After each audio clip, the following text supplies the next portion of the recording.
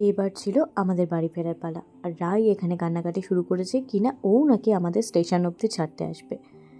সবার একটু একটু মন খারাপ হচ্ছিল। আমরা 1 সপ্তাহ ওখানে ছিলাম, পুরো একটা নিজেদের বাড়ির ভাইবস পাচ্ছিলাম। ঠাম্মা, কাকিমুনি, কাকিমা, কাকু সবার সাথে এত ভালো একটা বন্ড তৈরি হয়ে গেছিল, বিশেষ করে ছোটোগুলোর সাথে। আর সবাই প্রায় আমরা সমবয়সী ছিলাম। বড্ড মন খারাপ হচ্ছিল। আর আমি প্রথম দিন থেকে বলছি, একটাও কিছু দেখতে পারলাম না। আমরা এত ফরেস্ট দিয়ে যাচ্ছিলাম, সেদিনই একটা আমরা শিয়াল দেখতে পেয়েছি। আর আমাদের ট্রেন যেহেতু লেট করেছে, 12টার ট্রেনটা দেখাচ্ছে 1টার সময় স্টেশনে আসবে, তাই আমরা একটু অনুশ্রীর পিসিমণির বাড়িতে রেস্ট করছিলাম আর পুরোনো দিনের ফটো দেখছিলাম। এখানে অনুশ্রীর একটা এমন ফটো দেখেছি, অনুশ্রী সেটা আর দেখায়নি।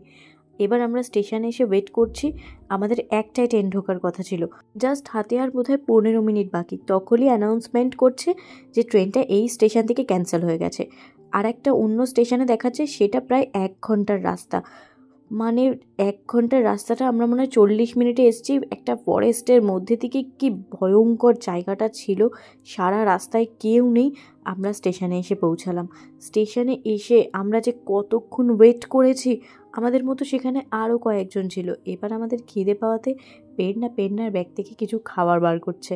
আমরা যেই সময় ডুয়ার্সে ছিলাম সেই সময় সেখানকার খুব খারাপ পরিস্থিতি ছিল, সব ট্রেন ক্যান্সেল হয়ে যাচ্ছিলো। আমরা মানে অনেকটা এক্সট্রা টাকা দিয়ে টিকিট করেছি, সেই ট্রেনটাও আসতে যে কত লেট করেছে। আমরা শুধু ভাবছিলাম এই স্টেশন থেকেও না ট্রেনটা ক্যান্সেল হয়ে যায়, বারবার গিয়ে জিজ্ঞেস করা, ফোন থেকে তো কোনো আপডেটই দিচ্ছিল না। তারপর ফাইনালি 12টার ট্রেনটা স্টেশনে এসে পৌঁছালো 3টের সময়।